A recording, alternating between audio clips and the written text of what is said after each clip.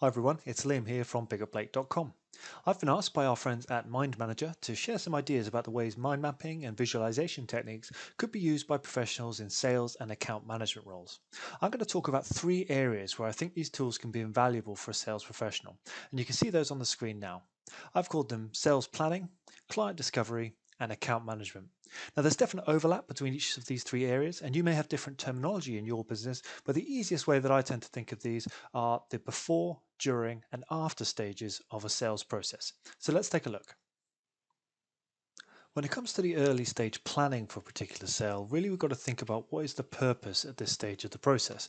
Well, more often than not, it's about information gathering, some strategic awareness of that particular prospect and what might be going on in their business, why they may be interested in your product or service, and then, of course, articulating some sort of plan of action.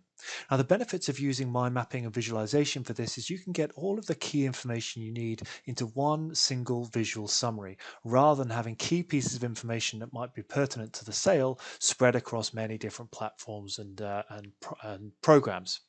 The other benefit of using tools like Mind Manager is we can also connect up that information really well. And using the mind map and the visual as our sort of control center, we can connect off to other key pieces of information that may be stored elsewhere. And again, bring everything into one simple, easy to manage space.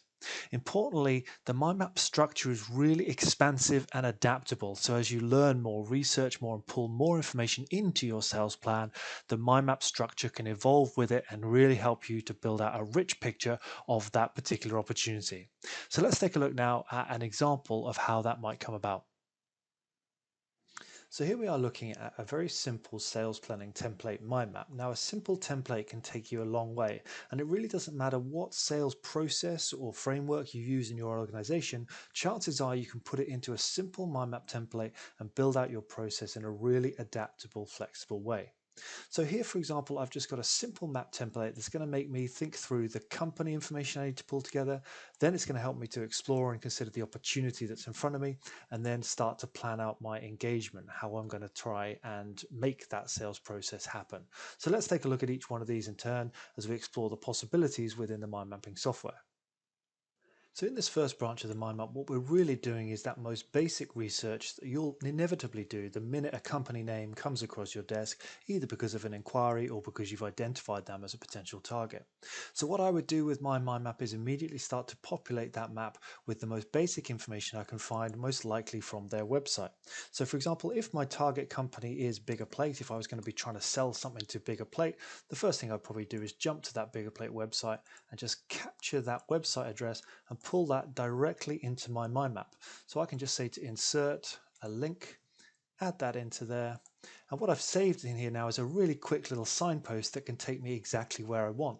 Now that's just taking me directly to the homepage of the target company, Biggerplate, but actually I might want to be more specific. So for example, if I'm starting to explore what products or services does this company provide, I might actually want to save more specific website links. And again, the same principle applies. I could go and maybe discover that this company provides training. So for example, I can save that specific training page, which has loads of information that I might want to keep to hand, and I can just save that right into my mind map, again just using that hyperlinks function. We may also start to build out in our mind map some of the most basic information and keep it nice and visible. For example, established dates, location dates, location information, whatever really we think is just going to be helpful context. Now, we're not trying to replicate every piece of information that they have on their website. We're just trying to keep the headlines in our mind map nice and handy so we know really the kind of broad, simple context for this organization. And obviously, you can go as in depth as you like. Other things we might start to build out is things like people information. So for example, if I was researching Biggerplate, I might discover this bloke called Liam. And again, I might just pop off something like LinkedIn, grab a LinkedIn profile there and pull that into my map template. Now this is just obviously getting started and building out the basics, but with every one of these, you could start to add a little bit more information. You could, for example, start to build out job titles, the focus of that person's work and efforts, if you can find that information out. And again, maybe you've got some prior knowledge that means you can flesh this out more comprehensively. Down here in the industry pile, again, we could just start to put in any trends that we think might be influential in this sales process, maybe competition that may be relevant to whether there's competition for your products or services in this sales process. So we can use the mind map to just start populating some very basic information about the company. And as I say, you can really make that as rich as you like, particularly when you start to use these hyperlinks functions to pull in that extra information and just give yourself these little jumping off points rather than trying to remember a bit further down the line, where was that web address, where was that thing I needed to find. We can also add extra depth to the mind map using the notes function. So for example, on the Liam Hughes topic, I could pop open this notes bar and perhaps leave myself a little note that says, met Liam in 2018, was interested but lacking budget, perhaps, is my little note to self. Perhaps this is a long-term prospect that's come back online. Now, again, the software is going to give us the ability to add lots of extra information using things like the notes function. So in this research area, we can build up lots of information here to give us the context in which we're going to be trying to develop this opportunity. When it comes to mapping out the opportunity itself, it's really about brainstorming how your solutions might match up to those particular pain points that you've identified or that the prospect has revealed. So, for example, in my mind map, I've just created a little branch called pain points, and I would then start to capture what those were, either because I can hazard an informed guess based on my research, or again, perhaps you've got a lead that's come in and they've told you what some of the pain points are. So let's say, for example, in this opportunity, the company has articulated we have a problem with personal organization and productivity in our staff, and we are paying a lot for software that people are not using in order to try and solve that problem. So they've maybe signed up to a software to try and solve this problem, but the uptake of that software is not as they would wish. So again, I would then start to map that to our solutions and think, well, what have we got to offer them that could help? So I could say our pro membership might help, our training for business, or our certification. Now, importantly, this is where you might start to use some of the additional function in the mind mapping software tools to really make sure you're clear on what the priority areas are. So for example, if I really look at these pain points, what is the real pain point here? It's actually the productivity issue that they began with. So I might use some of these kind of markers to mark things up as priority 1 and then priority 2 to really give myself these visual cues and visual signals about what matters most. Now, with that in mind, I could then start to look at the solutions I'm proposing and actually suggest to myself, well, maybe the most important one is going to be that training. So I'm going to mark that as my sort of primary solution I want to put in front of the prospect. And then maybe again, pro membership is a follow up from that. And certification, well, it's relevant, but maybe the least relevant for this kind of period. So I'm starting to map the pain points and just build out. And again, within the mind map, I could add as much information out here as I like. So I can really build up that story. But the important thing is to now start using some of these markers that may help us really zone in on where we want to focus. Similarly, under obstacles, what are the obstacles that we might encounter in relation to this opportunity? Well, this is where I would start to think through what are some of the common or potential objections I might have in the sales process. Again, all of this is before I've actually engaged with the person to try and make the sale. So objections I might have in this example might be things like busy exec calendars might make training difficult. So I then start to think about what might my answers be. Well, we're going to propose short virtual sessions and on-demand training that people can take in their own time. Again, I might start to use some of those little icons within the software to really identify those kind of how I'm going to counteract some of these objections. Other objections could be I could get all of this information from YouTube. Again, I would be proposing that our solution is more curated, more practical, and more focused on you than YouTube would ever be. So again, we can start to use the software to really build out beginnings of a prioritized plan. We started to identify the real need here. We're starting to identify which of our products or services is going to be most relevant potentially for that client. And then we're also starting to think through the beginnings of our engagement plan and how we might counteract some of those objections. So having mapped out the company and the opportunity that we're looking to pursue, we now start to think about our engagement plan. And again, this is really simple in this mind map. We're not trying to replicate or duplicate what might exist elsewhere. We're just trying to give ourselves real headline clarity around our approach. So again, from earlier in the mind map, we've captured the who. Who are we going to be trying to engage? Perhaps in this case, it's that guy, Liam. What are we going to be putting forward? Well, the products we've decided based on our previous exploration of the opportunity, we're going to put forward our training for business, our pro membership, and our certification. information. Importantly, we've prioritized these. So it may be that actually when push comes to shove, we might even take one of those off the table to really focus in on where we think the value is. We can then start to use the software as well to picture up any other resources, materials that we may want. So for example, in our materials, we may decide we're going to need an information deck and a discovery map. Now, in the same way that we linked off to websites earlier in the process, we can actually use that same functionality here to link to files and folders on our computer. So again, let's say we've got our folder for this particular prospect saved up. I could say, let's save our PDF brochure here for services and save that right within the mind map. Similarly, I could link to another mind map that I'm going to use with the client, which is my discovery map. And as I link to each of those, it means they're again saved right here in the document, ready for access. So if I just click that PDF link within the software, it's going to take me straight away to that document that I know I'm going to want to use in my engagement.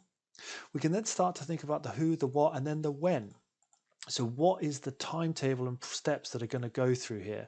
So this is where we might start to leverage some of the kind of task information aspects of mind mapping software. So let's say, for example, we've got 3 simple steps in theory for this sales process. We've got a process to complete a request for a proposal, which involves responding to questions and attaching information. We've then got a review meeting, and then we've got a project delivery. So we can use the software to do a few things here. We can start to identify these as tasks. So we've got to complete the questions and attach information deck. So that would then roll up into our completion of the RFP, and we can actually tell the software to keep track of that. So as I go through, for example, the responses, you'll notice the task starts to become completed as I tick through the information. Again, attaching that information deck, well, I've got it right here, so I'm going to hopefully be able to tick that off nice and easily. As we're using this kind of more project planning parts in our engagement, we could also start to assign certain tasks to people and time if we wanted to. So for example, within the complete RFP process, we might decide that certain parts have some deadlines on it. So maybe I've got from the 8th until the end of this week to complete that questionnaire, and again probably the same sort of time frame on those attaching the information deck. So you see within the software I can start to articulate the actual time frames involved here, and I can even go one step further and suggest who needs to respond to the questions. I've assigned that to Dan, and maybe who needs to attach the information deck. Well, that's probably going to be the same person. Maybe we're going to put that to Dan. Now, when it comes to a review meeting, again, we maybe then just start to get a sense of maybe that's the following week, maybe on the 15th, and that maybe is going to be handled by one of our other teams. So maybe that's going to be a Graham task. So I can start to assign both time and individuals to these particular tasks and show their completion. Now, without going too in depth on this, it means I can just keep together the key information about who is doing what and when, all in my simple sales planning mind map. Now, of course, certain parts of this process might actually go into your sales tools. Maybe you're using different sales tools to plan and manage this activity, in which case you might want to avoid too much duplication in here, but keeping the simple headline information right here in the sales planning map is going to help you understand how you've moved through from that initial research to developing and articulating the opportunity, and now how you are engaging with that company to try and close that sale. So having completed the sales planning process using a mind map, we're now ready to move into the client discovery phase. And this is really where we're trying to engage the prospect or the client. We're trying to explore and understand the opportunity, or maybe opportunities we don't even know about yet, and capture wherever possible key requirements and information that may help us to go on and deliver that. In terms of the benefits of using mind mapping and visualization in this process, the really key thing here is the flexible structure that you could go into a meeting with if you use mind mapping software. And using the simple question of tell me more, you can follow the dialogue wherever the client wants to go, but always bring it back to the structure of a mind map that you know you need to move through in order to get a clear view of this opportunity and the potential sale. The mind map, if you're sharing it with the client in real time, is also a fantastic way of aligning understanding and avoiding misunderstandings or lacking information. It's a really good way to show your notes and clarify in real time with the prospect or with the client whether you have understood them correctly, and to show how much you've understood their situation. Once you then move past that, it's really easy to take the mind mapping software and send it into other formats that you can then share with those prospects and those clients so that they can look at your summary of the situation and your recap and make sure again that they understanding. You can also share it internally with your team to show them the summary of the meeting, what happened, what was discussed. So you can share, for example, into a simple PDF or as interactive HTML outputs, or even using tools like Mind Manager, actually create collaborative online mind maps to share with others. So let's take a look at a really simple client discovery mind map and how that might work. So here's an example of a client discovery mind map template. Now this will work just as well for virtual meetings or in-person meetings, but really my key recommendation is wherever possible, you try and make sure the client can see this mind map. So as you take your notes in the mind map, they can see how you are understanding their situation. Now, as you go into the meeting, you should aim to want to work around the mind map clockwise, starting by understanding the client's strategic objectives, priorities, and projects, exploring with them some of their challenges, both internal, external, opportunities they see, internal and external, and then starting to move around into what you might be able to help them with. So that's where you maybe start to offer up some of those solutions that you identified in your planning map. And again, you've got the option here of giving them a brief overview and really using the mind map to present, but then also capture questions as they happen. And again, I'd encourage you to have the map visible so that you can both present and capture their questions and feedback as you go through. You can then move around into the planning stage where you can start to ask them, for example, who are the key people involved or how many people are going to be involved in a project. You can then start to ask questions around the finances. What budget is available? What is a procurement process? And what might some of the next steps be? The important thing is with this mind map, as I said before, is you can follow the client really wherever they want to go in their discussion. So if they want to jump down straight away to this massive opportunity that they see down here, an external opportunity perhaps in Asia Pacific, and they want to talk specifically about that, that's great. You can follow this all the way as far as you want to know. What is the opportunity? Which countries?